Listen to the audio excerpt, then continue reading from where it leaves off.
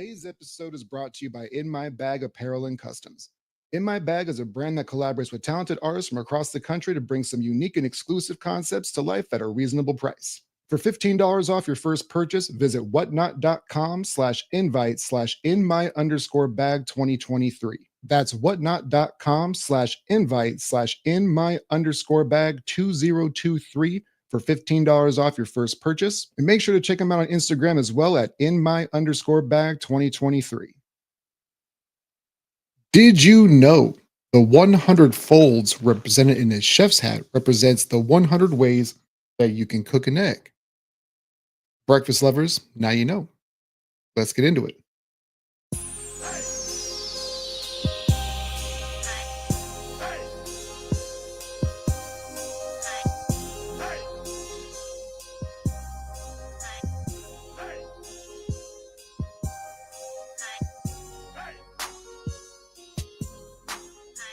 All right, what's good, everybody? Welcome back to the Playbook Podcast live. I'm Prescott Kelly. Make sure to like, share, subscribe, smash the 5-star reviews wherever you get your podcast, because the audio version will be available wherever you get your podcast later on in the afternoon. But we do this thing live here on Facebook along with YouTube as well. We've got some things to get on the docket. If you got anything to put into the chat later, you're more than welcome to. But we want to start first off with there's a lot of news circulating with the San Francisco 49ers wanting to part ways with Deebo Samuel. And maybe it's trade, maybe it's them just cutting ties with it completely. Look, I understand why they'd want to. And I mentioned through the Playbook Podcast page on Facebook earlier in the week, 2-3 days ago, where I had revisited it here instead of just drawing out this long conversational piece, this long diatribe, paragraph. But we'll just do it here because we have other things to talk about. Is a few years ago when the Niners signed Deebo Samuel to his contract extension, I said it was a bad deal for the Niners, not so much for Deebo, obviously, because look, I've always been the proponent of I want players to get played. The players need to get paid as much as they can. This is something where their life expectancy in their profession is limited. So I don't have a problem with players getting the maximum amount of money that they can. You should maximize it to the fullest extent. But again, with this being the playbook, is looking at it from everybody's perspective. To me, it was a great deal for Deebo. It was not a great deal for San Francisco. And when this thing happened, when you look at this thing, if you look at the timeline, right? So they signed him to this extension in 2022. So they had, if I believe correct, I really hope that my math is correct on how all these things transpired. I believe they drafted Trey Lance in 2021. So Jimmy Garoppolo was still their quarterback at the time because they wanted to let him sit. Maybe I got this wrong. I hope I have this right.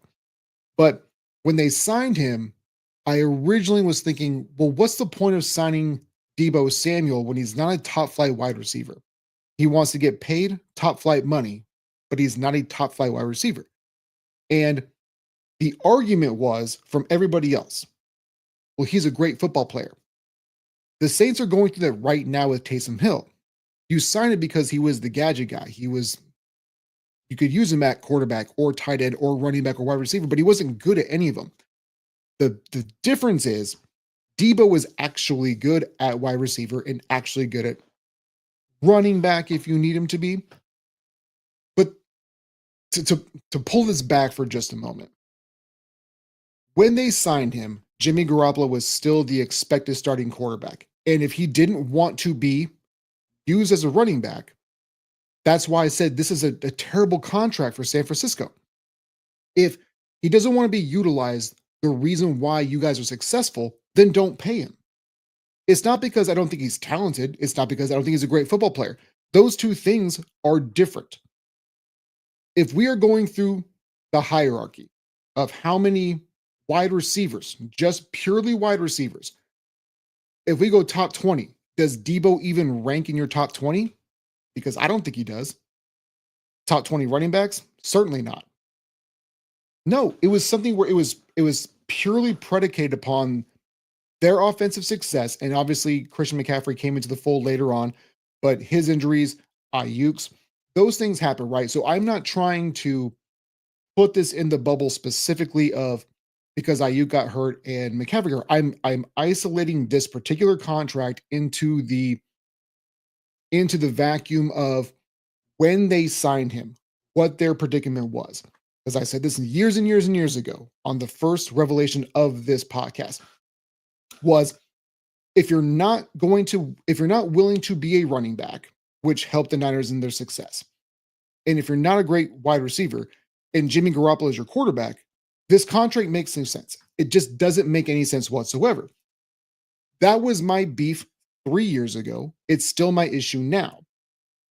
Now, can he still be productive going forward? Can he be productive for another team? Yes, but there's obviously the injury history, and he's going to have to go to some place where the Niners are going to get minimal return back from if they indeed even trade him, right? Because the thing is, maybe they release him, maybe they trade him. I don't know. We're too early in the skepticism of this entire transaction to really know what is going to happen. But it feels like they're going to move on. And I knew this going forward that I don't want to pretend like I know everything. And I know that Anthony McBride comes in and he's like, you're never wrong, right? Well, and I jokingly said, well, it's hard to be right. It's hard that I'm right all the time, man. Like it's difficult being right all the time. And I'm semi-joking, but it's also if you don't want to be the first person to have the hot take and really take a step back and really look at what's going on around you, you can analyze it and see what's going on, right? So that's my whole point is the Niners didn't have a quarterback in Garoppolo. He doesn't want to play running back, I'm using that in quotation marks, but you didn't have to sign for that ridiculous deal. If you had a great quarterback, I could understand why you'd want to do it, right? Because you could still use him as a wide receiver, use him in motion, use him in misdirection. I get it. But Jimmy Garoppolo is your quarterback, and you just drafted Trey Lance. You didn't. So your idea was let's sign Deebo Samuel to be our number one wide receiver. And we're only good on offense because he was a complete football player with a garbage quarterback. And then we drafted a quarterback who we didn't know anything about because he played, 3 games at North Dakota State and got hurt. The contract made zero sense to me when they did it. It's not the fact that I hate Deebo. It's not the fact that I hate the San Francisco 49ers. I'm just looking at this from a longevity standpoint. And again, the Playbook podcast is supposed to tell you, let's look at things that have gone wrong beforehand. And should we do it or should we not? If we thought that Deebo Samuel was a legitimate number one, and we throw this term around all the time, and I tell people that, stop using the term number one wide receiver. Just because he's number one on your depth chart does not mean that he's a true number one wide receiver. Nobody thinks that about Deebo. Nobody thought that about him. But he was the football player, right? He's the guy that you can use in any situation and create mismatches and matchup problems. That's fine. I get it. But you're not getting number one wide receiver money when you're not a number one wide receiver with not a number one quarterback and you're not willing to play running back at all. And that's why they laced your contract with running incentives. It's because you knew too that you want a top flight dude. It's fine. But I knew this was going to happen at some point in time, right? And this, if you want to say it can work because of Purdy, then fine. You can. I mean, you can say that. I don't believe in it. I also don't know 100% if they're actually going to sign Brock Purdy to this $55-60 million year, $50 to $60 million per year contract that is being floated around, because over the last few months, that is something that has been it's been a conversation piece. What are the Niners going to do with Brock Purdy? They technically don't have to do anything this year. His $1 million salary that he's been getting is going to get up to, I think, $5 million because he was an all-pro 2 years ago. He met some kind of standard where he's going to get paid more than $1 million a year. He's going to get paid, I think, 5. But regardless, if they really thought that he was the dude, they would have paid him already. That's what happens. Regardless of where you're drafted, regardless of what your status is, if they think that you're the dude, they are going to pay you. So if San Francisco really thought that he was the guy, they would have already paid him already. But here is the problem that this all encompasses is before the season started, the big thing that I really hammered home is that if San Francisco doesn't win a championship this year, they have to blow the entire thing up. And the Debo talks is not them blowing it up, but I feel like they should because all their dudes, right? Not all their dudes, but Trent Williams, man, come on. That dude is like 38, 39, 40, 50 years old, man. He's old as hell. You have to plan for the future. They went all in with him and Kittle and Debo and McCaffrey. You guys have to figure out that you have to recoup. Not only just that, you have to recoup what you gave up for Trey Lance and you whiffed on. Like a fire sale needs to happen in San Francisco to have any type of chance of getting back to relevancy. Not that they're so not good. I need to take a step back. That was your boy getting heated up. But let's be serious for a moment. Before the season started, I said if they don't win it this year, they have to replan. They got to retool. And if Debo gets you back something, you need to do it. Trade Kittle. I don't know what you do with Trent Williams because he's old as hell, man. I don't know what you're going to do with him. McCaffrey, same thing. Still talented, but injury prone. The Niners have a lot of things they got to work on in this offseason. This is just me being a hater. This is just me. I told you guys at the beginning of the season. If they don't do it this year, you might as well just blow it up and do a fire sale. Now, there's a lot of speculations right now that the Niners are looking to get Aaron Rodgers. I don't know if that happens, but here's the thing that you got to do. This is the song and dance. This is where everything gets kind of funny, right? Is a couple years ago, Aaron Rodgers potentially, it had to be via trade, could have gone to the Niners, but he went to the Jets. Everyone's like, oh, he's a California kid. It's all said and done. He'd be going to California. He'd be going to San Francisco. And that never happened. Now it could. But if that's the plan, which I don't believe it is, but if you're going to do that, you have to move Purdy, right? You've got to trade it. Because everyone's looking for a starting quarterback. And I think that Brock Purdy's fine. I think that he's a starting caliber quarterback. I think we have to be honest with ourselves. Just because he struggled when all the Avengers weren't with him doesn't mean that he's not a good quarterback. He's good. He's a starting caliber quarterback in the NFL. And also he has the run, man. He's played it. It's not like he's been sitting for 3 or 4 years and was a high draft pick and was like Aaron Rodgers sitting behind Brett Favre. No, he got to legitimately play. The dude has the run, has the reps, and knows what he's getting himself into. If you want to trade for Brock Purdy, I would get it. If the whole onslaught of what you're trying to do in San Francisco is let's get Aaron Rodgers in and recoup some draft capital. Brock Purdy might get you a first and a second, or whatever the case might be. But I think it's at least willing, you have to at least have the conversation, right? Does Aaron Rodgers fix the 49ers? No, not at all. But you're in cap hell and you have all these old folks. You whiffed on Trey Lance. You got to get some assets back. Are you willing enough? Are you willing as an organization to take a step back, regardless of how proud you are of how good you guys were in the 80s and 90s? Take a step back. Trade Brock Purdy, get some compensation back for the Trey Lance with, and then bring in Aaron Rodgers. Maybe you are, maybe you're not. I know this thing got derailed, but that's the only thing I can think of right now. Is because if you sign Brock Purdy to $50-60 million a year, you're cooked. Because Deebo is going to be done. Like, let's be serious. Without Trent Williams, what's your O-line? Good at best. Use check, fullback. Come on, man. You guys got to be more creative than this. Ayuk, once he got paid, like we have to start. You have to start rebuilding it at some point in time. And like I said, if the Niners didn't win it this year, y'all got to deconstruct it, rebuild it, and come back because Philly's not getting any worse. The Lions aren't getting any worse. The Bears, I believe, will be better. There's other teams up and coming. The Giants are, and let's be serious about that. But I feel like if you're San Francisco, you have to do a fire sale. And if that means even shipping up Brock Purdy, I think you should probably do it. This doesn't mean that he deserves a farewell tour, right? This isn't like send him to a contender. No. But if you pay him $50 million a year, it's going to set you back. It just is. The quarterback market is always high. And I know that people like myself feel like he's an average road quarterback, right? He's a starter, but he's not a game changer, he's not a game mover. That's fine.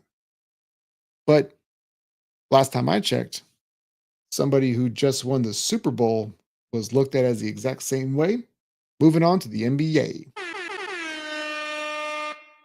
So here's the thing about the NBA All-Star game and how we can fix it.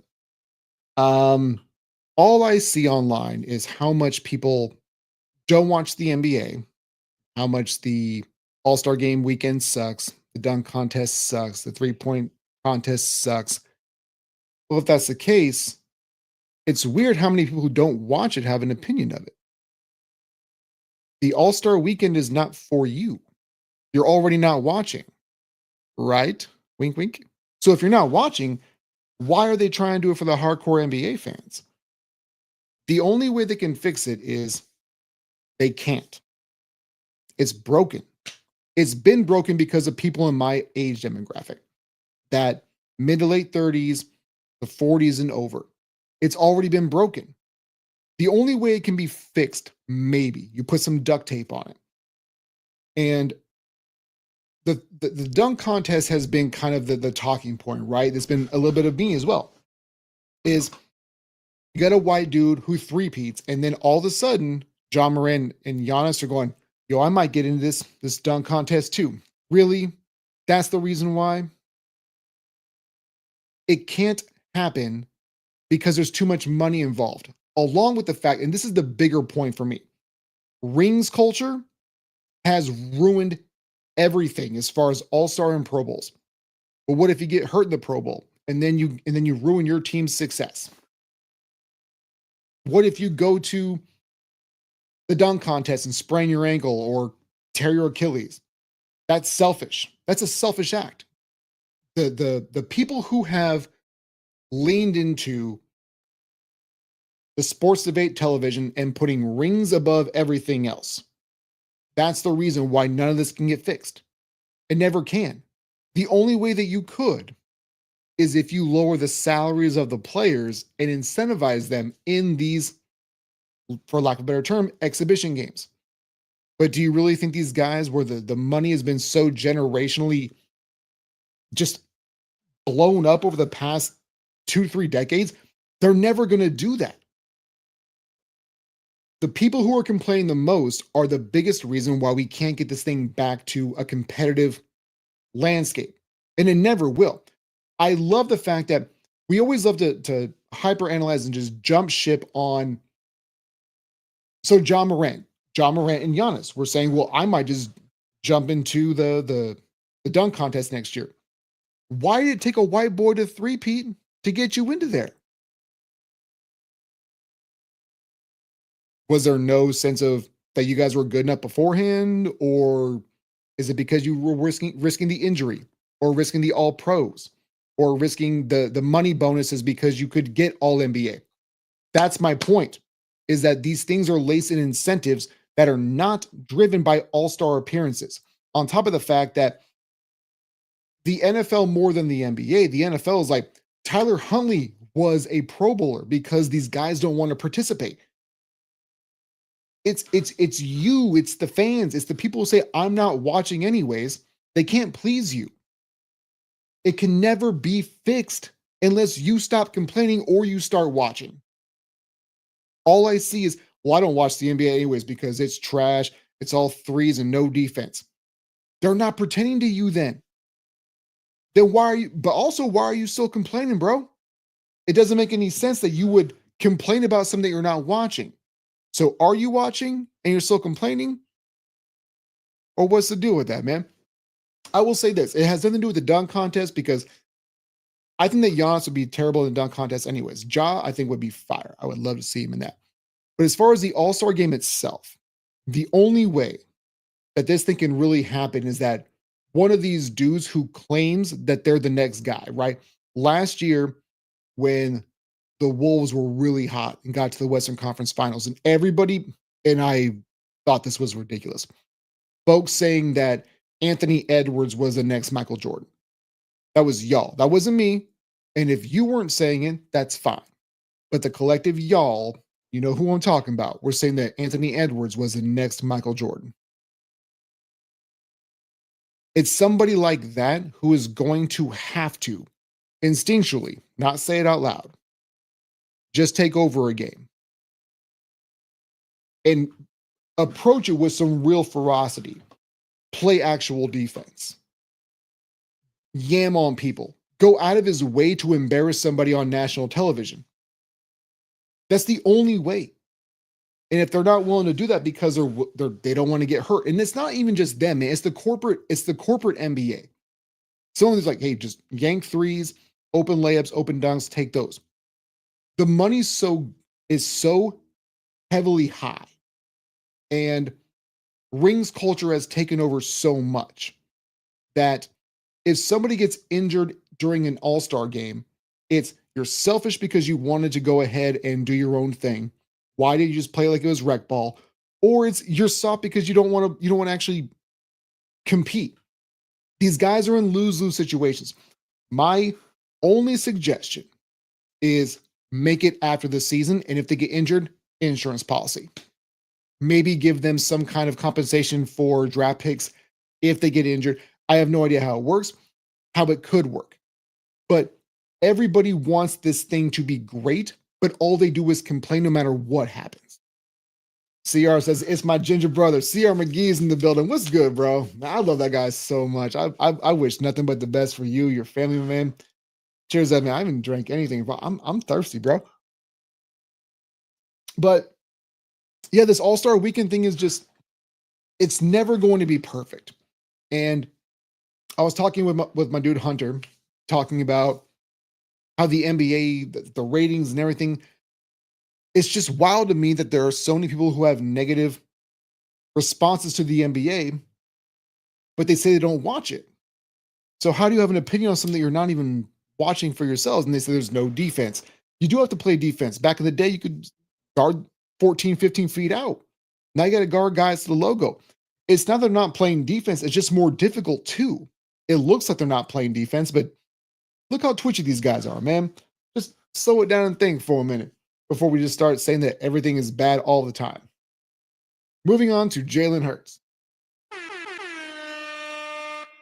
So I saw something earlier today, or I guess it was yesterday, about how there were 18 other quarterbacks who could have won the Super Bowl besides Jalen Hurts. And I think that's absolutely absurd. So I know that I guess I've been fairly critical about Jalen Hurts. It's because of these top 5 and top 10 lists, because I don't do them. As far as talent-wise, do I think that Jalen Hurts is a top 18 quarterback? Yeah, I guess so. But the problem for me is, did he win the Super Bowl or didn't? Because he did, right? Like Jalen Hurts did it. He finished the accomplishment. And I think what I should have led this with, because now it's going to have a little bit less oomph to it, is before the season started, it was, well, what are they going to do without Hassan Reddick? I know he was traded last year, but there's no Reddick. So what are they going to do without him? What are they going to do without Jason Kelsey? AJ Brown is a diva. Saquon Barkley is a no needle mover because he's a running back. And I know that some people are going to say, well, that sounds stupid. Go check with the Saquon take alone.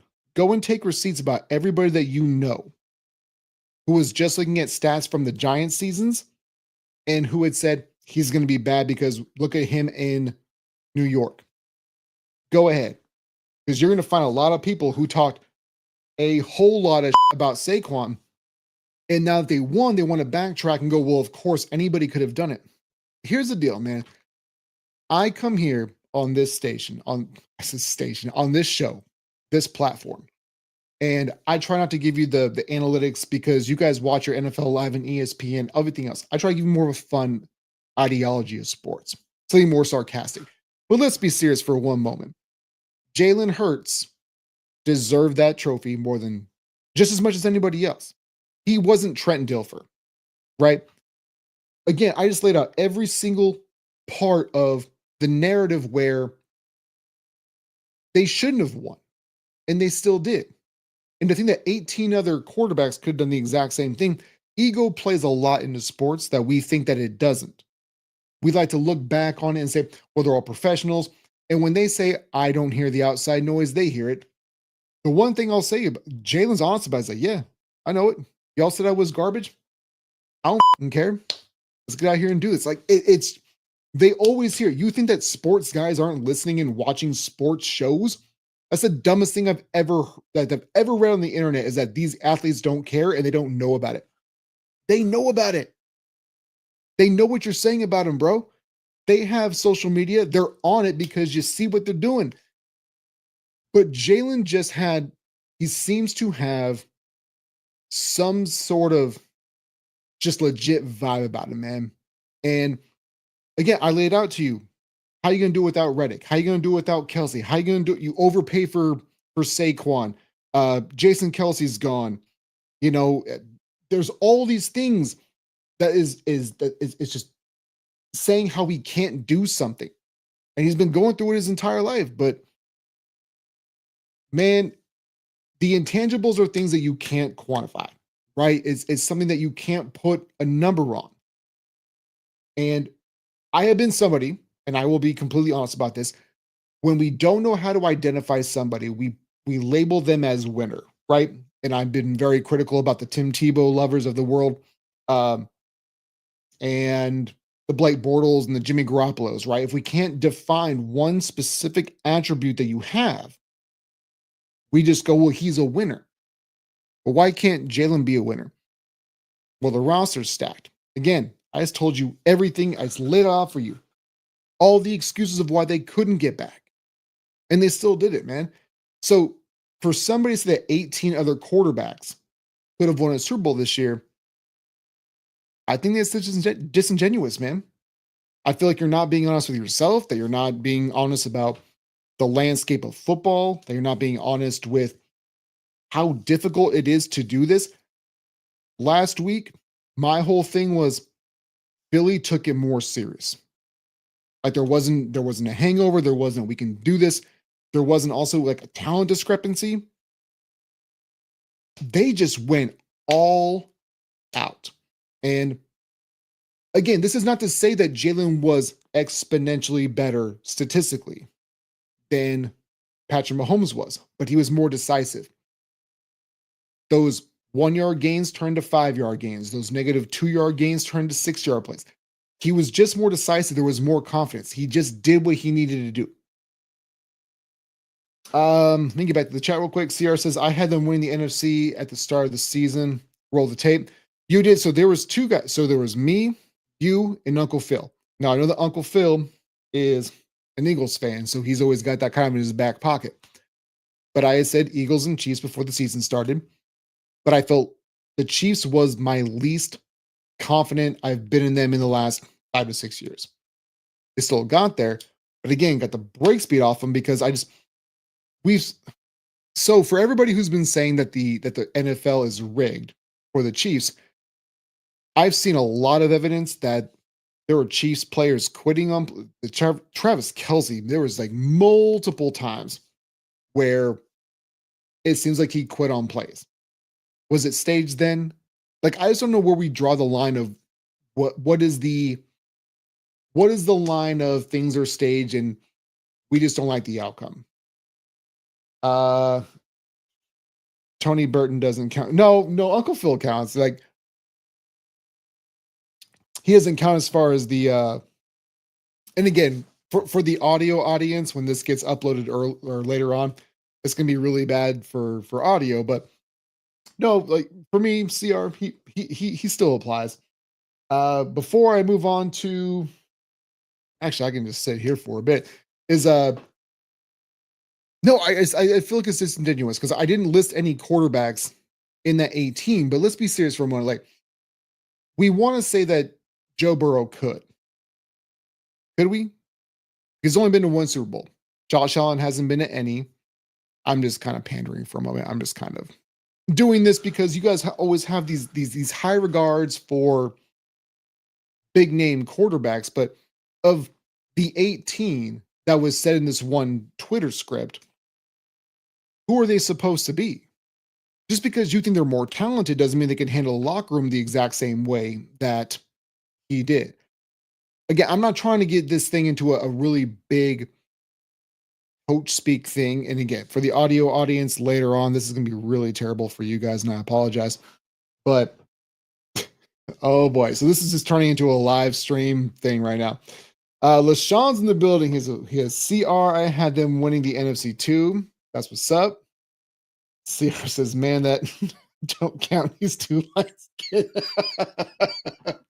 This is what I get when I'm the white guy doing it solo, and I appreciate you guys just sharing stuff. But the audios ain't getting much love, but the lives are getting a lot of love recently. But the 18 quarterback thing is wild to me, where I could name 18 quarterbacks who could win the Super Bowl this year, because this is what's going to happen, right? It's going to be Jaden Daniels because they made the NFC Championship game in his rookie year. He's going to get lumped into there. Jared Goff's going to get lumped into it. Baker Mayfield's going to get lumped into it. Tua's going to get lumped into it. Man, you don't know. You don't know. It's to name 18 quarterbacks who could have done the exact same thing that Jalen Hurts did. I don't know, man. Jalen Hurts has been in the Super Bowl 2 of the last 3 years. What are we going to do?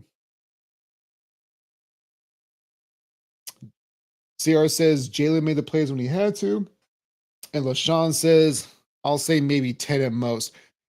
The thing for me when I look at when we break down who could have, it's really difficult because you don't know the temperament of your quarterback. And I know that I've been a very critical Josh Allen skeptic over the last 4 or 5 years because everybody wants to put him on a pedestal and nobody wants to hold him accountable for the things that he does wrong. Maybe he does. Maybe he doesn't. I don't know, because the thing is that he has Stephon Diggs, right? Like he had dudes, but everybody just wants to bring it back to the fact of, well, Stephon was a diva. But that was my whole point with the Eagles with AJ, is that he was labeled as a diva. Reading books in the sidelines and, being saying we need to throw the ball more. Does it mean that Jalen Hurts is more mentally stable and has a better head on his shoulders than Josh Allen as an actual leader? Are we going to have that conversation? Because apparently those things matter, and they do. But everybody falls in love with Josh Allen, but is not willing to criticize him for any of the bad stuff he does. That is my point through all of this. CR says he didn't have to carry the team, and that's okay. Right, and that's okay. So winning as a Super Bowl winning quarterback, it's not bad if you don't carry them. What is bad is when you are carried, right? Jalen Hurts got to the Super Bowl 2 years ago without Saquon. And you can argue that Saquon is the MVP because they won finally, I guess, if you want to. But he is not a Jeff Hostetler. He is not a Trent Dilfer. He's not a Brad Johnson. He's better than all of those guys. Whoa, this chat just blew up. There we go. CR. Rex Grossman got carried. All QBs can be criticized, what LaShawn says. Look, no, I'm with you. Holy God, this thing just blew up. So I'm with you. LaShawn, I'm with you with quarterbacks can be criticized. I 100% am on board with that. That is why I come so hard on the Josh Allen people, because they think that he can do no wrong. It's almost kind of the same thing with the Joe Burrow lovers.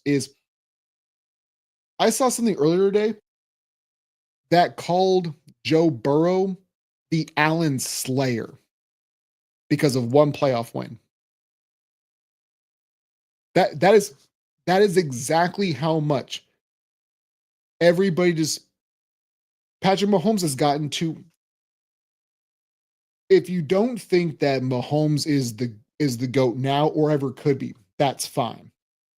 But the fact that people are saying Burrow is the Mahomes Slayer and beat him one time just shows you how much better Mahomes is than everybody else. That seems like it's a pretty easy thing to navigate through, right? Let me go back through this. Anthony McBride says, I just knew this was going to be about Allen. Bro, I swear to God, dude, you just chime in at the worst times, or there's one thing, man, either you just chimed in or you've just been sniping and I never saw you and you just decided to dart in. I knew this was going to happen. I knew this was going to happen for Mr. McBride, who I love. And I gave you a shout out earlier, man, but now you're just going to make me look like a hater, but I'm not. Um, y'all are getting busy in the chat. In Burrow's defense, he's the only AFC quarterback to be out. But yeah, but he's not a bro. This is the thing. He's not a Mahomes player. Okay, we're gonna do this. This is gonna be really bad for audio. In Burrow's defense, he defeated, and I always hate doing he beat him because again, this is a team sport, right? That's what I've always been told, and that's how I believe it to be. But if we're gonna do this from the dumb Neanderthal sports take of he beat him one time, and did it result in a Super Bowl win? No. Cool. Mahomes got 3 on the scoreboard. Burrow's got 0. So he's not a Mahomes slayer. Like, I don't know. I feel like if we're going to dumb this down to the lowest common denominator of Super Bowl wins, then no, LaShawn, nope, it's QB versus QB. I don't believe that. That's just me, though. I don't believe this is QB versus QB because if it were, wouldn't Josh Allen already be in the Super Bowl and have a trophy over his head? I'm going to sit here for a second and sip this. And Anthony, I know that you are. I know you're just giving me. I know you are, bud. But no, like I don't believe in the quarterback versus quarterback thing. That narrative doesn't mean anything to me. I've always believed that wins are more of a coaching stat than a quarterback stat.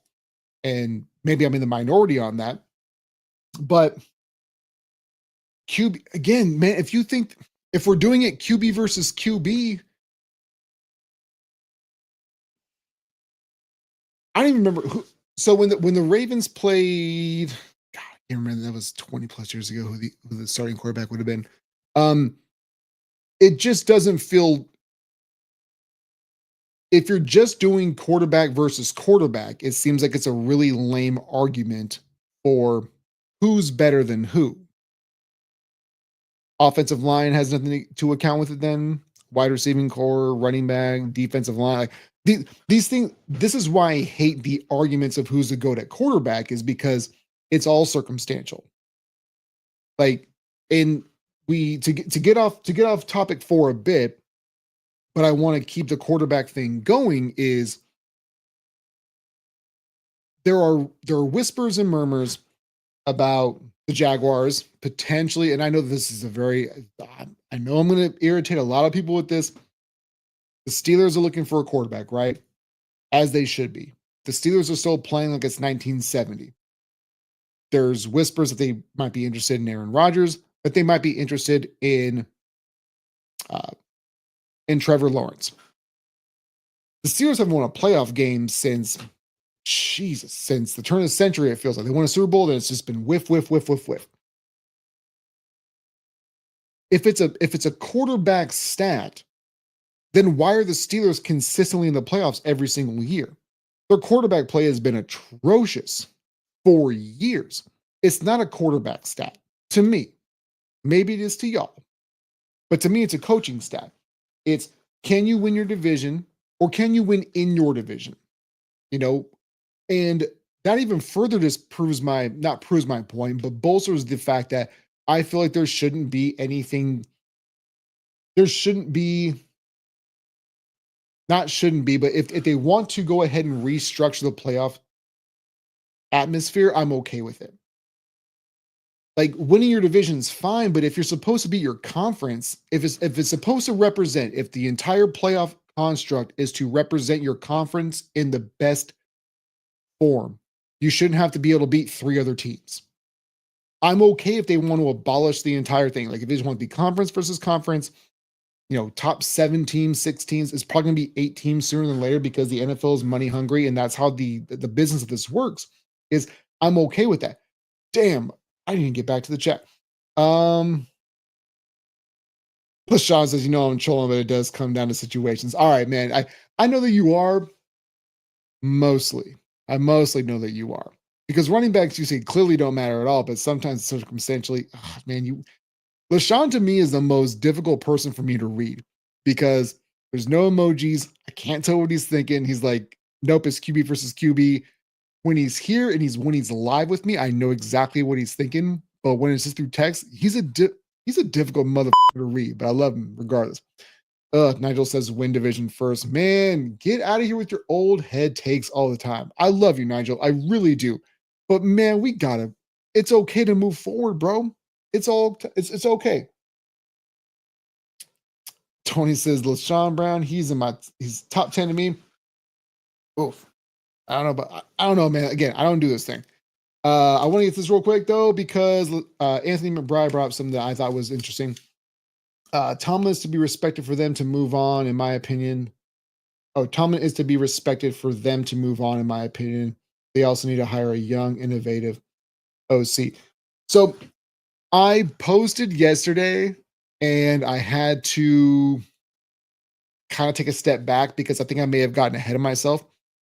I don't follow a lot of pages, but I saw it pop up on my phone when I was at work yesterday, and it said Steelers move on from Mike Tomlin. So a month ago, I said it might be time to start a dialogue because there was a lot of representation of Dan Quinn's done this, this, and this since Mike Tomlin last won a playoff game.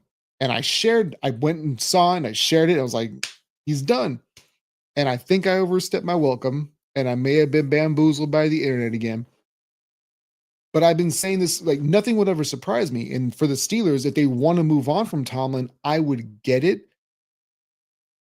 Just because he's never had a losing season and they go to the playoffs continuously does not mean that he's doing anything better. It just seems like they're perpetually in the 1970s and 80s and early 90s, and they're not doing anything to move forward.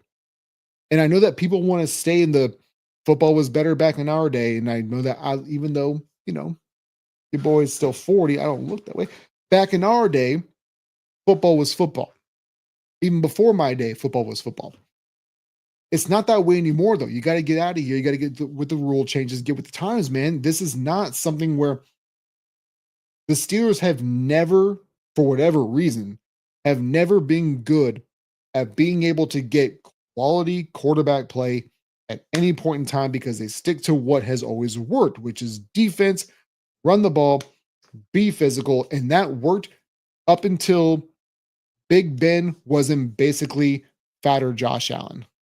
Wink, wink. Like we're just getting to a point where they have to figure something else out.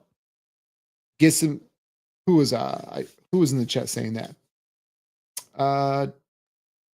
Yeah, Anthony. Say they also need to hire a young, innovative OC. There are certain teams that, and I'll never understand this, is when they have their culture, they stick to it. Chicago's always been about defense, and they've been terrible for a long time. The Steelers are all about defense and have been good, but they're basically one and done. The Jets, all about defense. When you start to evolve with the time and you start to understand where the league is going and you pivot, the Bills were all about defense too in the early 90s. They were also trash for 20 years, but now they're going more towards the offense. You have to be able to understand what the rules are laying out for you. And the Steelers just don't seem to want to do that.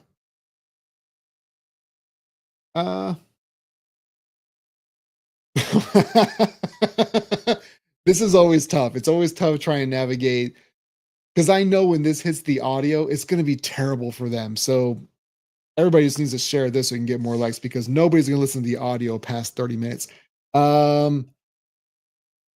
Is it probably, Nigel says it probably time? Sure. But the Rooney will not operate that way. I mean, probably not. Then you can just stand in purgatory at 9-8 for the rest of your lives. And apparently they're okay with that. LeSean says, damn, fatter Josh Allen. Look, man, here's before I move on to if you guys have any other topics you want to discuss, the last thing I'm going to talk about on the docket before I move off the show completely is Super Bowl being on Valentine's Day in 2 years. If you have a legitimate conversation piece you want to throw in, please do. Otherwise, I'll just go to that and move on. We can still hang out and chop it up in the page. But LaShawn said, damn fatter Josh Allen. I think his game is going to age relatively the same. Like Josh Allen in his early years was obviously more talented, more nimble, more athletic than Roethlisberger was. This is not going to be a Josh Allen hatred fest. I know that somebody's going to aggregate this and put it down to that, but that's not what this is. But we all saw what Roethlisberger was towards the end of his career. It was statuesque, big guy. Like, I'm not moving much. It's still gonna be difficult to bring me down, which I think that Josh Allen's gonna be, which is why I've been saying for the last year and a half is if he doesn't win one in the next 2 or 3 years, he's probably never going to, because part of what makes him special, he's going to lose. It's just part of what growing up is. It's part of being an adult and being a big adult. I almost said the F word. I'm not trying to do that. CR said you have to start with us. Look, man, I wasn't trying to bring Chicago down, man. That was a me problem. That wasn't me. That was my father. I don't like doing that. I'm sorry. I'm sorry, CR. You're my dude. NCAA tournament coming up. Who you like? Oh, don't do that. Man. I'll get to that in a second, CR. Imagine your favorite football. I'll get to LaShawn real quick. Imagine your favorite football team in the Super Bowl in 2027. It's Valentine's Day and your girl isn't hearing it and wants you to take her out on a date, which means those Super Bowl watching. Okay, that's largely my point. So March Madness, I'll give my prediction because I've not watched any college hoops the entire year. Is Duke still good? I used to be a big Duke fan back in the day because I love Grant Hill, not so much Christian Leitner. I used to love Grant Hill. Though. Grant Hill was my favorite hooper. My hoops hierarchy when I was a kid was Grant Hill and Charles Barkley was my favorite player of all time. I think that's probably another reason why I have more sympathy towards the losers, if you will, because Bill's behind me and Charles Barkley. So as long as Duke is still kind of relevant, I know Cooper Flag's there. I know that much, but I haven't watched any. So I'll go Duke in my final four. Let's do this. Somebody put this on wax, like put it on paper because I'm not going to because I'm clearly doing stuff. Write down what I'm saying right now. My final four will be again without watching any college hoops the entire year. I'll go Duke, Kansas, North Carolina, and Michigan State. We'll just go in, we'll do the Blue Bloods, and I'm just going chalk with everything that I know from watching hoops when I was in my early 20s and beforehand. McBride says we're eating at a restaurant with a TV. I got you. All right, we're moving on to the Super Bowl in 2027. I want to get you guys' perspective on this real quick because I put this out into the universe on the Playbook podcast page earlier in the week when it actually I shared it from you doing this on either Talking Sports with everyone or the Hardcore Sports page, whichever. But apparently in 2 years, the Super Bowl is supposed to be on Valentine's Day. And I said, look, there's going to be a lot of breakups and you might as well make February 15th, 2027 Singles Awareness Day. And I got some pushback on it because like, well, what kind of adults are going to take Valentine's Day that serious? I'll tell you who takes it serious. Females take it serious and dudes take it serious for that one day only. Dudes don't usually put Valentine's Day on the pedestal of how much they do. If you're a dude and you overcompensate and do something ridiculous on Valentine's Day, it means that you something up egregiously throughout the year. Valentine's Day is an apology day if you're a terrible boyfriend or husband or however you're labeled. But if you're an adult, especially a female, adult, I don't even know where to put the spectrum of like what the age gap and frame is on that. But Adam West, who's a fan and of the show and had his input, is like, who would which kind of adult really puts that much emphasis into Valentine's Day? Females are going to be upset, man. They think it's a day about them. And if you, my biggest point, my biggest point is, if you're the fan of a team in the Super Bowl, you're gonna act a fool. You're gonna act a fool, man. Property damage is done every single year on the Super Bowl. Every single year, even if like, so the Eagles won it this year, right? Philadelphia was, and Uncle Phil may not like this, but bro, but to be fair, it's not just you, it's every single city that wins one. The property damage just goes through the roof. But could you imagine it's Valentine's Day?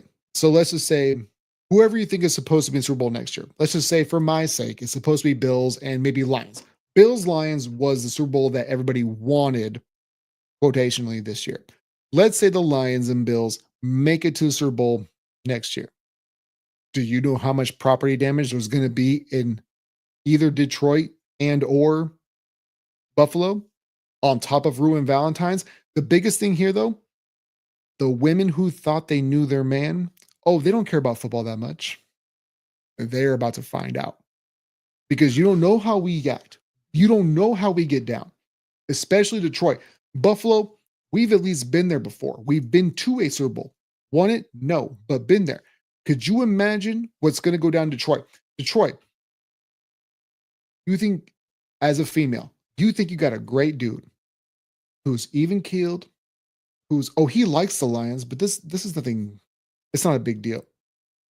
But you see him over the last 2 years and you've seen how he gets. And if they get to the actual Super Bowl next year, yeah.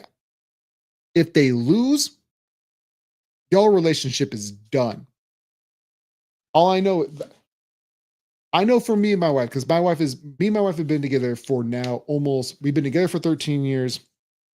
As far as marriage is concerned, in July, we've known each other and been together for 14 years. She's seen the worst of me. She's seen like 29-year-old me throw my hat at dartboards in a bar.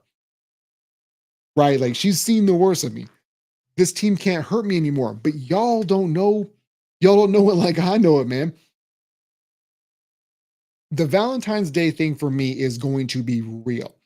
I know I made a joke about there's going to be a lot of breakups, but there's going to be a lot of breakups, man. And Anthony, I know that you say like you pretend like you're right all the time. I'll be right on this one, man. Watch divorce spikes, breakups, TVs broken, whatever on Valentine's Day in 2 years. Put it on your calendar, bro. I need to go back to the chat because that thing blew up too. Anthony McBride says, my wife and I are actually on our way to dinner now for our Valentine's Day. Hey, congratulations, man. Look, it may not be on the 14th, but you got to get in where you fit in, man. These things are not, these days aren't promised to you. You know, the days, the weeks, work schedules, you got to get in where you fit in. I appreciate that, man. Just so you know, the music is down and I'm listening to your pod. I appreciate that, man. So wait, the pod or just the live stream? Because I do have to say this.